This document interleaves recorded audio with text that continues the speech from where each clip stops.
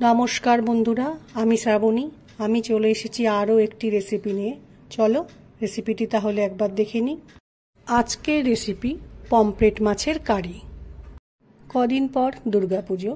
দুর্গাপুজোর সময় আমরা বাইরেও খাই, বাড়িতেও রান্না করি।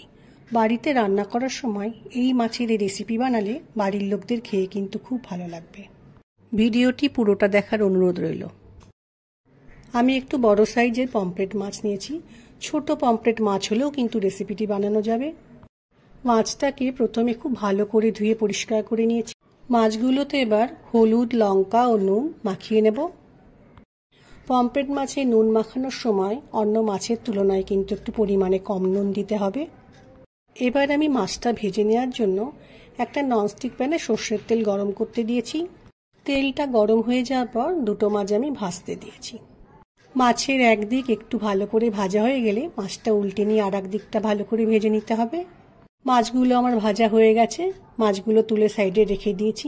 এবার আমি মাছ ভাজার তেলে জিরে ফোড়ন দিলাম, শুকনো লঙ্কা ফোড়ন দিলাম ও একটা দারচিনি স্টিক ফোড়ন দিলাম। ফোড়নটাকে একটু সময় ভালো করে ভেজে নিতে হবে। একটা বোলের মধ্যে টমেটো, পেঁয়াজ, রসুন ও আদা নিয়ে গ্রেট করে রেখে দিয়েছি। এটা আমি মাছের ঝোলে ব্যবহার করব।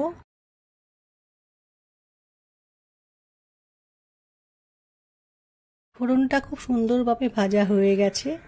এবার আমি পেস্টটাকে কড়াইয়ের মধ্যে দিয়ে খুব ভালো করে তেলের সাথে মিশিয়ে নেব। কিছুটা সময় মশলাটা একটু ভালো করে ভেজে নিতে হবে।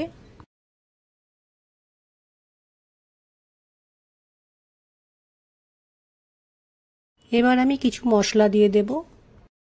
প্রথমে দিলাম লঙ্কা গুঁড়ো, এরপর দিলাম পরিমাণ মতো হলুদ গুঁড়ো, এবার দিলাম জিরে গুঁড়ো, এবার দিয়ে নিলাম ধনে গুঁড়ো, পরিমাণ মতো নুন দিলাম। খুব ভালো করে মশলাটা একটু সময় কষিয়ে নিতে হবে।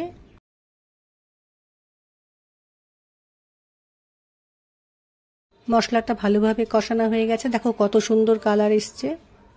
এবার আমি পরিমাণ মতো জল দিয়ে ভালো করে মশলার সাথে মিশিয়ে নিয়ে ঝোলটা একটু ফুটতে দেব।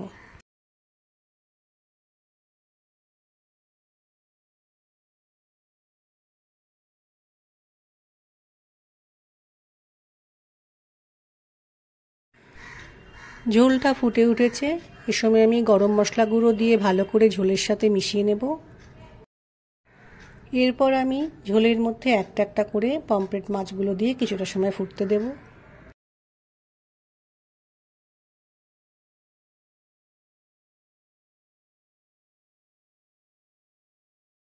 একটু সময় ফুটিয়ে নিয়ে ঝোলটা আমি একটু কমিয়ে নেব।